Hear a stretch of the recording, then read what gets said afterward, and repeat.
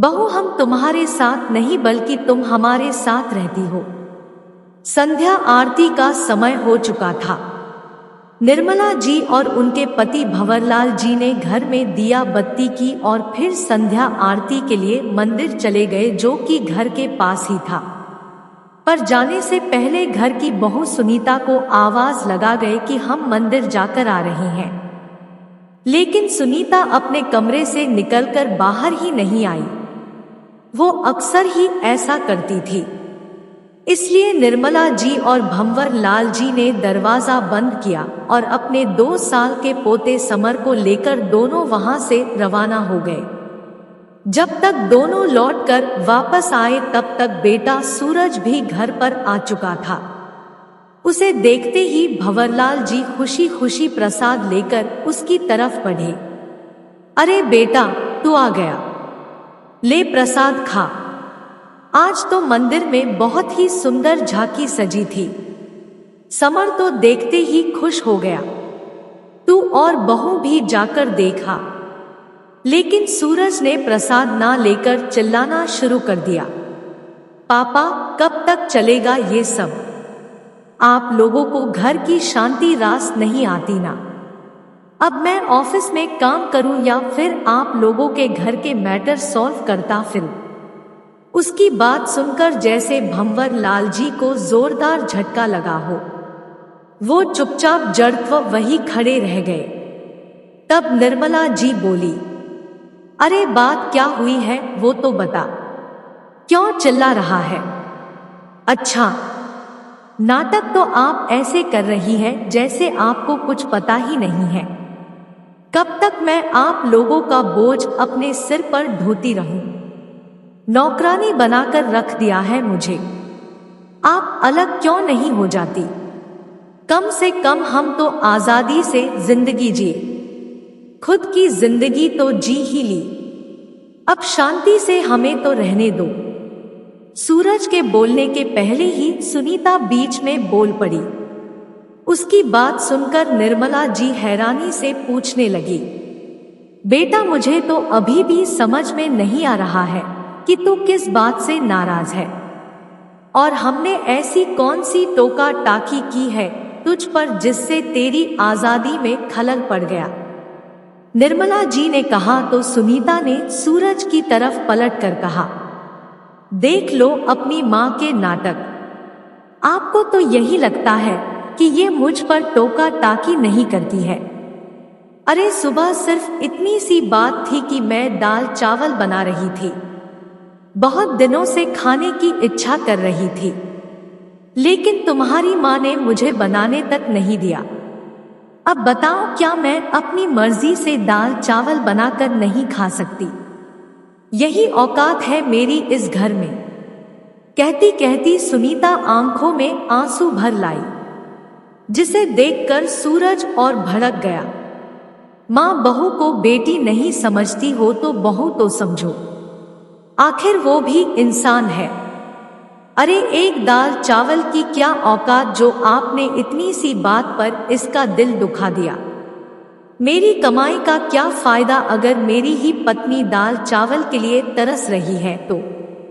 सूरज की बात सुनकर निर्मला जी ने इतना ही कहा, मैंने बहू को दाल चावल बनाने के लिए मना नहीं किया था। मैंने सिर्फ ये कहा था कि बहू हमारे लिए रोटी बना लेना, क्योंकि हमें चावल पचते नहीं हैं। हाँ तो इसका तो यही मतलब है ना कि आपने मुझे रोटी बनाने के लिए कहा, चावल नहीं। बहू बात का क्यों बतंगड़ बना रही हो? मतलब तो तुमने अपनी मर्जी से निकाला है। अब की बार भंवरलाल जी ने कहा, पापा आप बीच में मत बोलिए, अभी मैं आपसे बात नहीं कर रहा हूं। सूरज ने उन्हें चुप कराने की कोशिश की तो भंवरलाल जी ने पलटकर कहा, क्यों ना बोलूं? जब तुम अपनी पत्नी के लिए बोल रहे हो तो मैं भी अपनी पत्नी के लिए बोलूंगा। तो फिर ठीक है पापा, आप अपने ईगो के साथ खुश रहिए, हमें अपनी आजादी के साथ खुश रहने दीजिए। हमें नहीं रहना आपके साथ, हम अलग हो जाएंगे। सूरज ने 2 टूक जवाब दिया। ठीक है, तुम अलग होना चाहते हो तो अलग हो जाओ। क्या हमें समझ में नहीं आ रहा है कि आए दिन छोटी छोटी बातों पर जो बतंगड़ हो रहा है घर में, वो किस लिए हो रहा है? कहकर भंवर लाल जी अपने कमरे में आ गए। पीछे पीछे निर्मला जी समझाने के लिए कमरे में आई तो भंवर लाल जी ने उन्हें चुप रहने का इशारा किया। निर्मला, अपनी माँ की ममता से उठकर देखो। तुम्हें समझ नहीं आ रहा कि रोज छोटी छोटी बातों पर बतंगड़ क्यों बन रहा है? घर में तमाशा होता है। क्यों नहीं समझती कि वो लोग तो हम लोगों के साथ रहना ही नहीं चाहते, और सबसे बड़ी बात उन्हें यह गलतफहमी है कि हम लोग उनके साथ रहते हैं तो हमारा खर्चा वो लोग उठा रहे हैं। आखिर भंवर लाल जी के कहने पर निर्मला जी भी चुप हो गई। आखिर कुछ दिनों से यही सब तो हो रहा था घर में। कल घर में मटर पनीर की सब्जी बनी थी तो सुनीता ने निर्मला जी और भंवर लाल जी को खाना परोसा। उनकी थाली में सिर्फ मटर थे, पनीर का एक टुकड़ा तक नहीं था। जब निर्मला जी ने कहा तो सुनीता ने मुंह बिगड़ते हुए कहा, माँ जी, पनीर इतना सा ही था, समर ने खा लिया। तब भी निर्मला जी चुप हो गई। अब क्या इतना भी उन्हें समझ में नहीं आता कि 1-2 साल का बच्चा जो कि खाना भी खुद से नहीं खाया, अकेले ही भला 250 ग्राम पनीर खा सकता है क्या, वो भी सब्जी में डाला हुआ? और भी ऐसी कई सारी छोटी छोटी बातें जो अक्सर घर में होने लगी थी। निर्मला जी और भंवर लाल जी को समझ में आ रहा था कि आखिर दोनों क्या चाहते हैं, पर फिर भी दोनों चुप थे। लेकिन आज तो सूरज ने मुंह पर बोल ही दिया। खैर, दूसरे दिन ही सूरज और सुनीता ने अपना सारा सामान ऊपर वाले माले में शिफ्ट कर लिया। दोनों के ही माथे पर कोई शिकन तक नहीं थी, बल्कि चेहरे पर एक सुकून था, जैसे उनकी मन की मुराद पूरी हो गई हो। उस समय हैरान परेशान बस घर में कोई था तो वो थी निर्मला जी, जो उन्हें रोकने की पूरी कोशिश कर रही थी। पर कोई रुकना चाहे तो रुके ना, जिसके मन की मंशा पूरी हो वो भला क्यों रुके। निर्मला जी ने बड़ी उम्मीद से भंवर लाल जी की तरफ देखा कि वो बच्चों को रोक लेंगे, लेकिन वो तटस्थ खड़े रहे। अब तो सुनीता और सूरज की मौज ही मौज थी। लेट तक सोना, मन हुआ तो घर पर खाना बनाया, नहीं तो बाहर से मंगा लेना।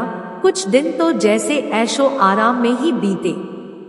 यहाँ तक कि समर को अपने मायके छोड़कर आए दिन शॉपिंग करना, बाहर घूम कर आना, बाहर ही खाना खाकर आना, कुछ दिन तो ये सब अच्छा लगा। लेकिन लोग भूल जाते हैं कि रहना तो उन्हें धरती पर ही है। हर इंसान की अपनी एक सीमा होती है। जैसे ही 15-20 दिन बीते, सुनीता के मायके में उसकी भाभी ने साफ कह दिया कि रोज रोज बच्चे को यहाँ छोड़कर ना जाया करे, हमें भी बहुत से काम होते हैं। इतना ही घूमने फिरने का शौक है तो बच्चे को अपने साथ लेकर ही घुमा फिरा करो। यहाँ तक कि ऑफिस लेट पहुँचने के कारण और आए दिन छुट्टी लेने के कारण भी सूरज को ऑफिस में अच्छी खासी डांट पड़ चुकी थी।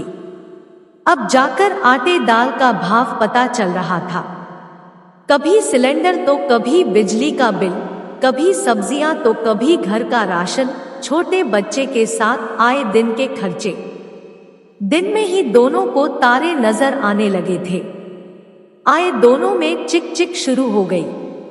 पहले तो भंवर लाल जी घर का अधिकतर खर्चा उठा लेते थे, तो अपने पास होती सेविंग को देखकर दोनों को लगता कि हम सब खर्चा उठा सकते हैं। लेकिन अब असलियत पता चल रही थी। अभी दोनों चिक चिक करके मुंह फुलाकर बैठे ही थे कि इतने में निर्मला जी ने दरवाजा खटखटाया। सूरज ने जाकर दरवाजा खोला तो निर्मला जी को खड़ी देखकर हैरान रह गया। इससे पहले कि वो कुछ बोलता, निर्मला जी ने बिजली का बिल निकालकर उसे देते हुए कहा, बेटा ये बिजली का बिल आया है, इसे जमा करवा देना।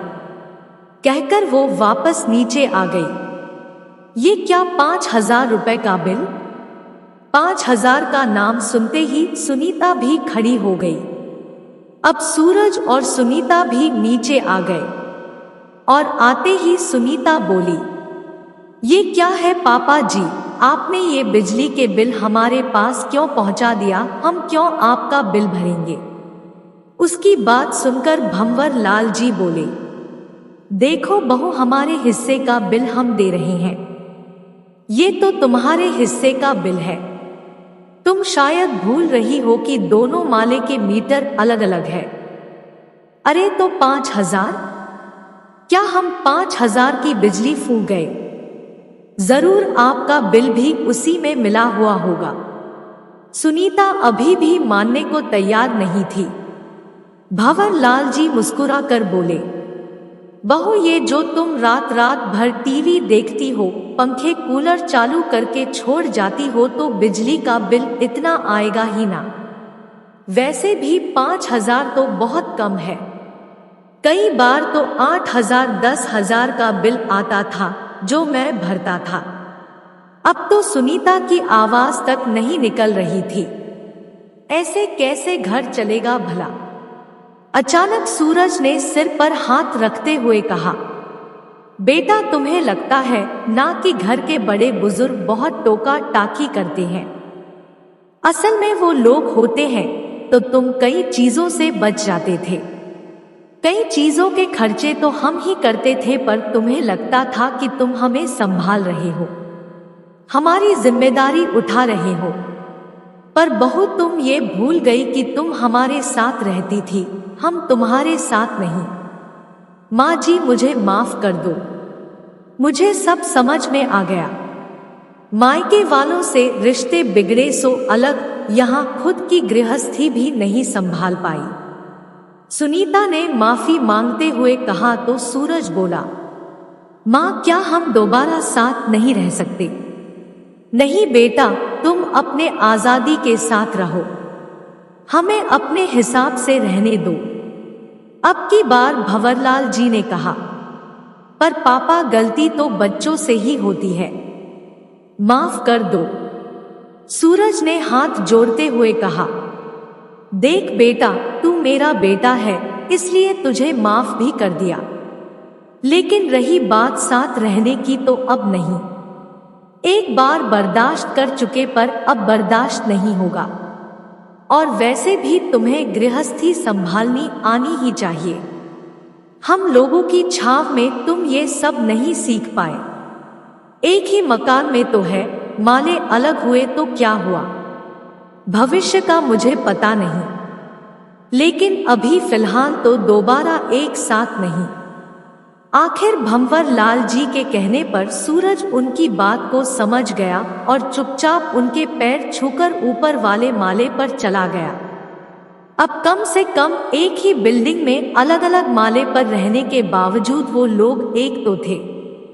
अगर हमारी कहानी सुनकर अच्छा लगा हो तो कृपया हमारे चैनल को सब्सक्राइब करें और वीडियो को लाइक करें। धन्यवाद।